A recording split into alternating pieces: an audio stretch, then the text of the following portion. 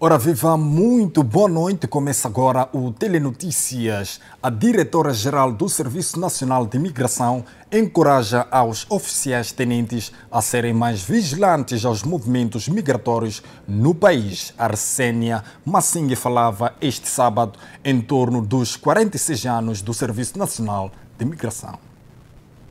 São mais de 10 oficiais tenentes que foram patenteados na manhã deste sábado, alusivo aos 46 anos do Serviço Nacional de Imigração, e neste âmbito a diretora-geral Arsénia Massingue encorajou aos oficiais tenentes a serem mais vigilantes aos serviços migratórios. Durante este período, o Sename conheceu várias transformações, tendo inclusivamente mudado de designação várias vezes, mas sempre mantendo a sua missão de controlar o movimento migratório através das fronteiras nacionais, fiscalizar a permanência de estrangeiros no território nacional, emitir documentos de viagem para nacionais e estrangeiros e emitir documentos de residência para cidadãos estrangeiros.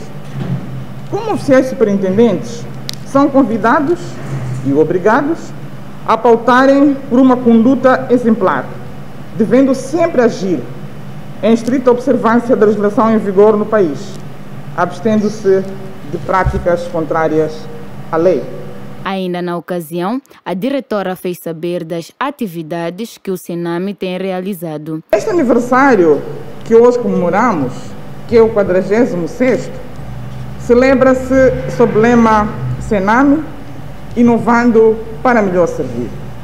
Este lema espelha a visão do Sename no atendimento público, nos postos de travessia nacionais, bem como nos locais de solicitação de documentos migratórios, e tem como um dos pilares privilegiar o uso de meios tecnológicos para agilizar o processo de solicitação de documentos migratórios, bem como garantir um atendimento público baseado em boas maneiras. De salientar que durante o evento, mais de 10 oficiais tenentes foram patenteados. A Comissão dos Direitos Humanos da Ordem dos Advogados de Moçambique repudia a violência protagonizada pelos agentes da Polícia da República de Moçambique durante o exercício das suas funções. Circula nas redes sociais, desde a primeira semana de outubro, um vídeo no qual mostra uma autêntica violência por parte de quem deveria zelar pelo bem da população. Acompanhe a seguir esta triste situação protagonizada pela Polícia da República de Moçambique. Beija na boca. Você beija na boca. Nunca beijou? Nunca beijou? Você começa a fazer. Vai beijando então. Beija. Esse tipo de beijo eu quase. Como forma de reagir a esta violência, a Comissão dos Direitos Humanos da Ordem dos Advogados de Moçambique, em uma nota de imprensa que nos foi enviado, afirma repudiar e condenar veemente esta atitude.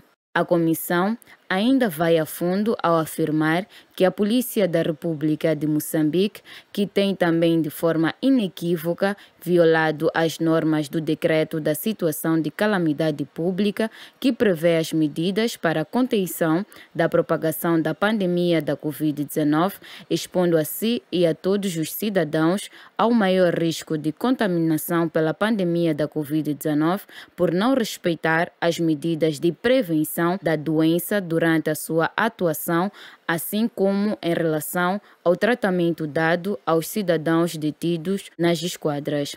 De salientar que a Polícia da República de Moçambique ainda não reagiu em torno da triste situação que teve lugar na esquadra da polícia no distrito de Mucuba, na província de Zambésia. Ainda na atualidade nacional, vamos à notícia que dá conta que a Comissão Nacional de Eleições já debate a proposta de lei para as eleições vindouras. Nos últimos tempos, o debate sobre a proposta de lei que regulam as eleições tem sido uma preocupação para os partidos políticos. E neste âmbito, a Comissão Nacional de Eleições com vista a debater sobre a nova proposta de lei para as futuras eleições. Hoje estamos aqui para discutir e ver quais são os aspectos que nós podemos levar para quem de direito para que esta entidade possa fazer a necessária harmonização da legislação que nós temos, que regula várias eleições, que, como nós dissemos, da mesma forma, mas em alguns casos de forma um pouco incompleta, casos já têm que as disposições que regulam a mesma matéria acabam se contradizendo, ficando, portanto, um grande trabalho para quem realiza as eleições e também deixando algumas dúvidas para quem tem que se orientar por essa mesma legislação. Coinica avança que é necessário codificar as leis do direito eleitoral.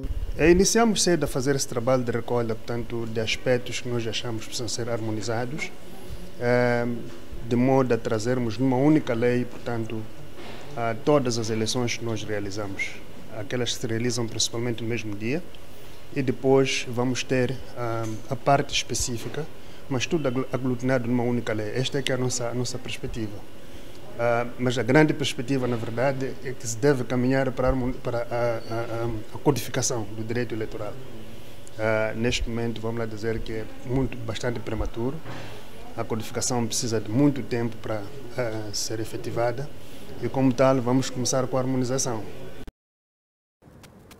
13 pessoas já perderam a vida de janeiro a outubro do presente ano na província de Tete, vítimas de ataques protagonizados por crocodilos e hipopótamos nas margens do rio Zambeze.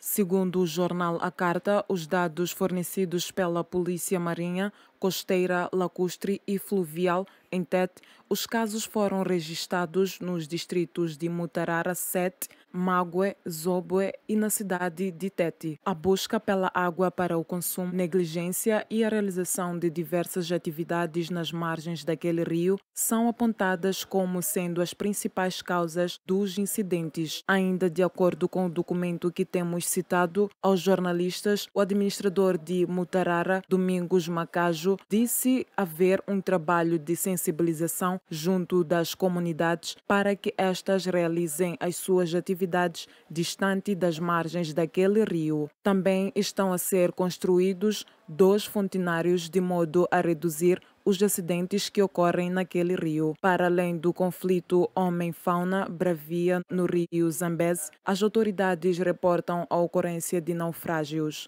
Este ano, por exemplo, já foram registrados 3 naufrágios que resultaram em 7 óbitos por afogamento. A Polícia da República de Moçambique, a nível da província do Niassa, apreendeu há dias 2 pontas de marfim que haviam sido abandonadas numa das margens do rio Liciane, na sede distrital de Mekul, no nordeste daquela província. De acordo com o jornal A Carta, os dados facultados pela Polícia da Fronteira, as 2 pontas pesavam aproximadamente 4,5 kg e mediam entre 8,7 e 9 centímetros. A sua apreensão foi graças a denúncias feitas pela população local que encontrou aqueles troféus durante a sua jornada de trabalho. Acredita-se que o produto tenha sido deixado por caçadores furtivos. Refira-se que a Reserva Especial do Niassa, que abrange o distrito de Mekula, tem sido o local preferido dos caçadores furtivos devido à sua extensão. A reserva tem uma área de 42,400 km², sendo 3 vezes maior que o Parque Nacional de Kruger, a maior área protegida de fauna bravia da África do Sul. O ministro da Economia e Finanças de Moçambique, Adriano Afonso Maleani, disse ontem no Parlamento que o aumento do preço dos produtos petrolíferos da última semana ainda está abaixo do que as regras de cálculo prevê. Segundo Maleani, o preço da gasolina podia ser 75 meticais por litro, em vez do aumento para 69 em vigor, caso fosse aplicado o que estava na lei, referiu. O aumento podia ter sido maior, mas não foi, porque é preciso fazer as coisas de forma gradual até estarmos de novo na fórmula e funcionar como tínhamos combinado entre governo e gasolineiros, disse o Maleani. No entanto, agora já não havia como aguentar, senão corríamos o risco de não termos combustível e tudo estaria parado. Então, foi necessário rever os preços e, mesmo assim, tomou-se o cuidado de não repercutir a 100% o que a fórmula diz, reiterou, sem esclarecer o rumo futuras atualizações.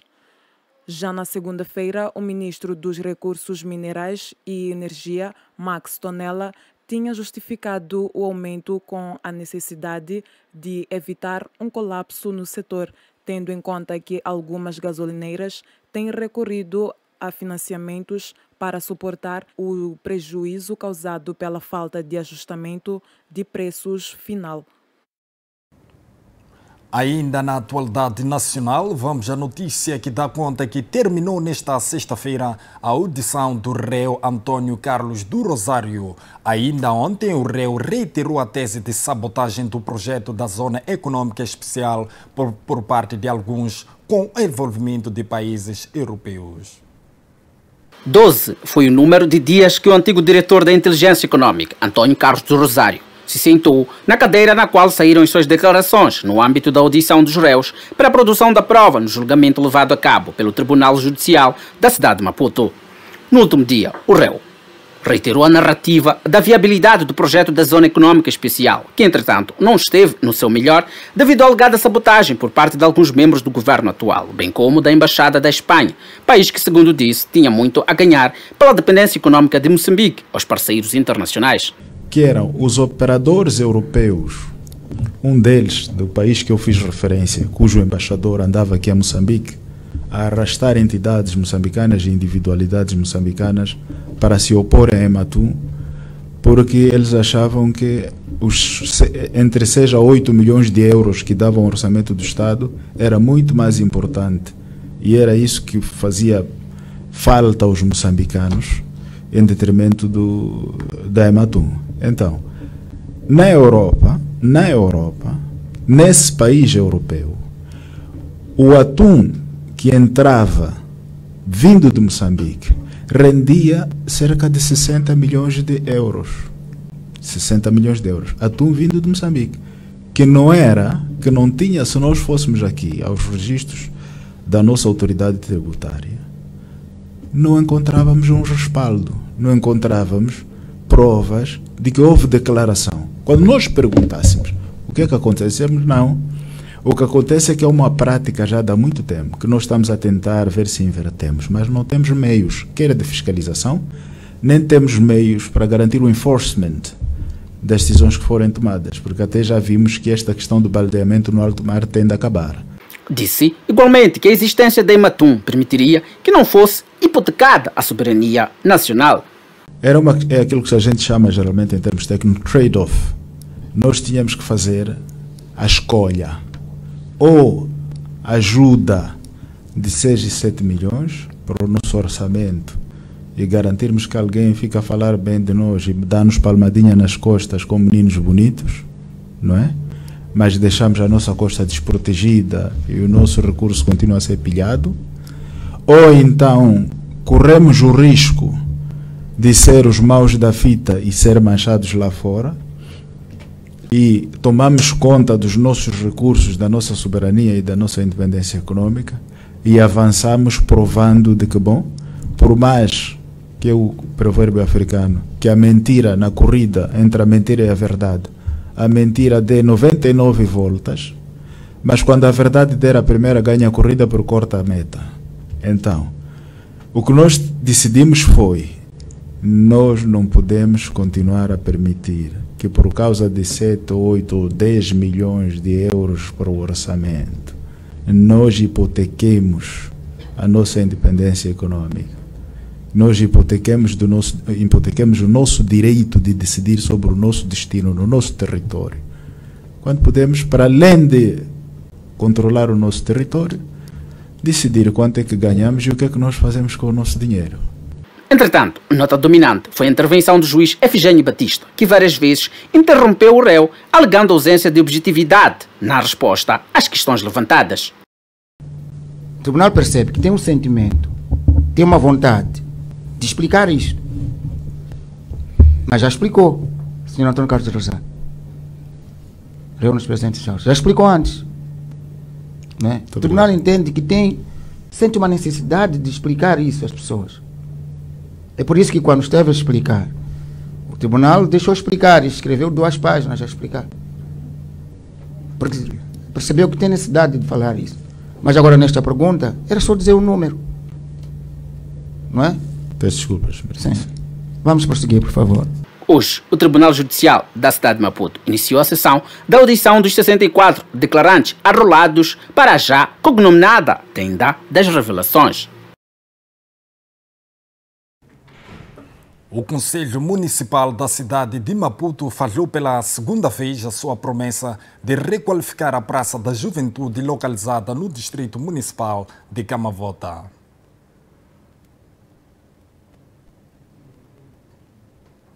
E olhando para as notícias internacionais, vamos à notícia que dá conta que o presidente dos Estados Unidos da América, Joe Biden, admite que os Estados Unidos da América foram desajeitados.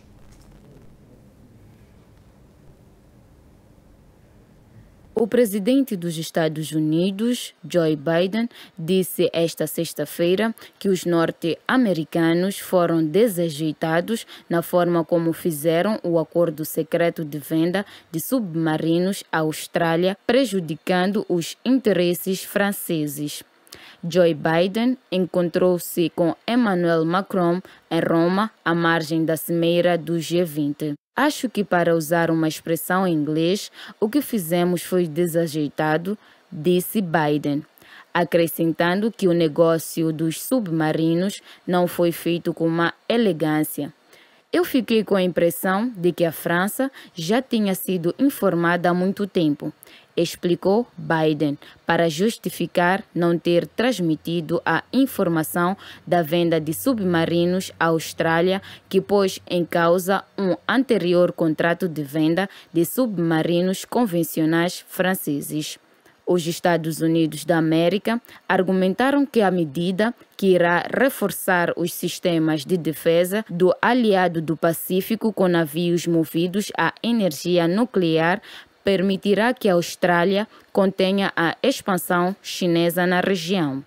Mas Paris argumentou que Washington os enganou sobre as negociações com a Austrália e acusou Biden de estar a usar táticas idênticas às do seu antecessor Donald Trump, mostrando-se particularmente afetada por ter sido mantido no escuro nas alterações geopolíticas do Indo-Pacífico. A disputa desafiou a imagem cuidadosamente trabalhada por Biden, que quer mostrar estar empenhado a estabilizar e fortalecer a aliança transatlântica após a presidência de Trump, obrigando a Europa pela primeira vez em cerca de 250 anos de relações diplomáticas a retirar o seu embaixador nos Estados Unidos da América como forma de protesto. O encontro de hoje entre Biden e Macron foi organizado pela França. O Telenotícias vai a uma curta pausa e voltamos dentro de instantes.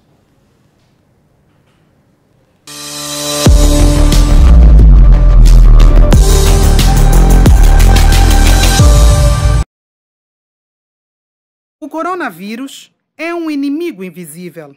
Contudo, usando corretamente as medidas de prevenção, é possível vencermos esta pandemia. Juntos, somos capazes. Fique em casa. O estigma e a discriminação podem fazer com que as pessoas infectadas pela Covid-19 escondam a doença ou não tenham acesso aos serviços de saúde. Não discrimine a pessoa infectada e encoraje-a à adoção de medidas de prevenção. O uso da máscara, o distanciamento social e a lavagem das mãos devem constituir o dia a dia de todos nós. Proteja a si e a sua família. Seja um educador sanitário. Juntos, podemos vencer a Covid-19. Moçambique, stop Covid-19.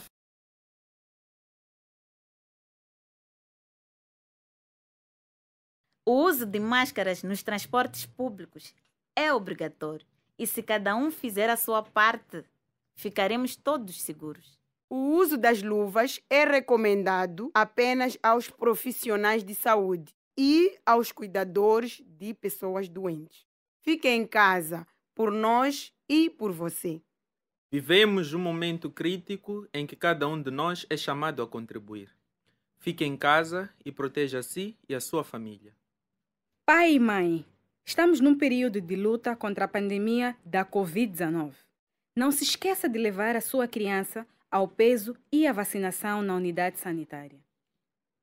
As unidades sanitárias estão prontas para garantir a segurança dos seus utentes. Sempre que as visitar, cumpra com as medidas de prevenção. Juntos contra a Covid-19. Moçambique, stop Covid-19.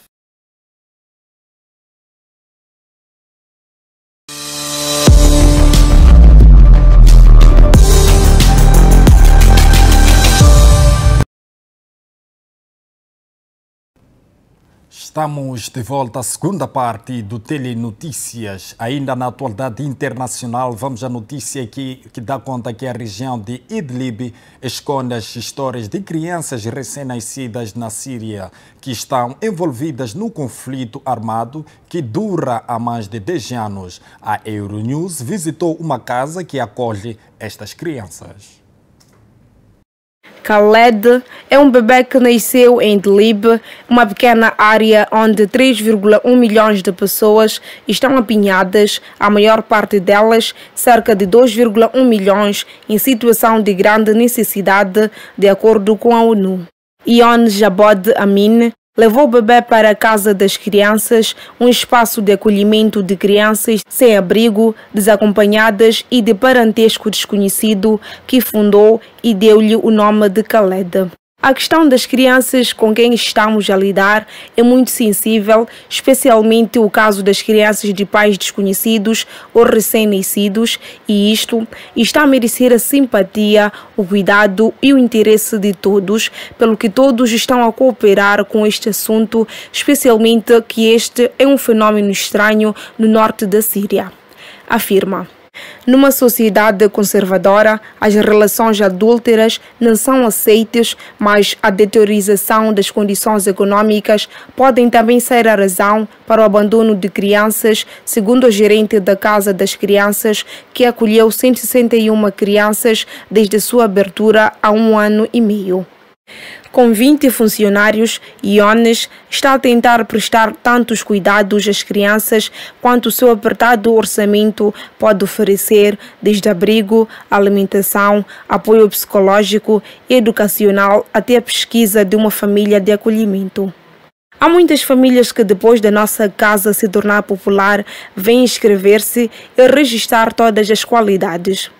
Fazemos uma pesquisa inicial para saber se qualificam para adotar a criança. Depois, filtramos os nomes para acolher o mais adequado. Depois, valorizamos cada família para acolher a que tem mais capacidades para responder às condições de cuidado adequadas da criança. Após uma década de guerra, a assistência humanitária à Síria tem vindo a esmorecer e as pessoas são muitas vezes deixadas à sua sorte face a uma terrível realidade. Após o chumbo do Orçamento de Estado do Portugal, o Portugal acordou esta quinta-feira em plena crise política provocada pelo chumbo do Orçamento do Estado. Os próximos dias vão definir o futuro do governo. O Presidente da República vai ouvir os partidos com assento parlamentar no próximo sábado e o Conselho do Estado no dia 3 de novembro. Depois, vai decidir sobre a dissolução do Parlamento e a marcação de eleições legislativas. A Assembleia da República de Portugal vai manter o funcionamento normal até a publicação do decreto de dissolução do Parlamento pelo Presidente. O Governo aprovou esta quinta-feira uma despesa de 130 milhões de euros para o subsídio mensal de 10 cêntimos por litro de combustível. O Executivo português garante que continua em funções e espera com serenidade a decisão de Marcelo Rebelo de Sousa. Esta foi a segunda vez que um orçamento do Estado chumbou no Parlamento em 47 anos de democracia portuguesa, mas foi a primeira em que a rejeição deu origem à dissolução da Assembleia da República. Para já, o primeiro-ministro António Costa remeteu para o presidente da República quaisquer respostas sobre a eventual marcação de eleições antecipadas, considerando que o chefe de Estado é a única pessoa que o pode fazer. E queria por isso dar uma palavra de confiança a todas e a todos os portugueses. Podem contar com o Governo para continuarmos a assegurar a governação do país, mesmo nas condições mais adversas de não dispormos de um orçamento. Confira a previsão do estado do tempo para o dia de amanhã.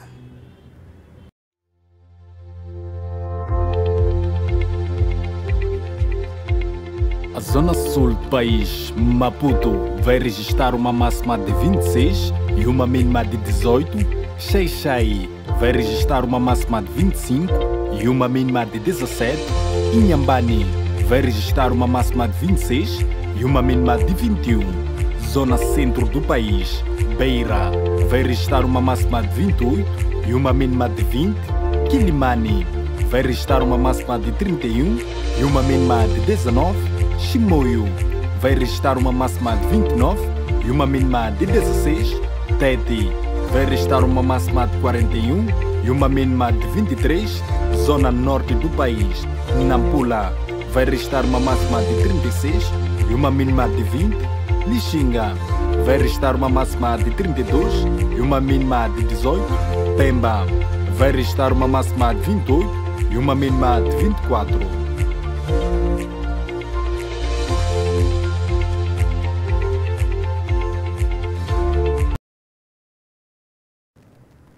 Desta forma, colocamos um ponto final ao Telenotícias desta noite. Bom fim de semana e voltamos amanhã, domingo, quando forem 19 horas.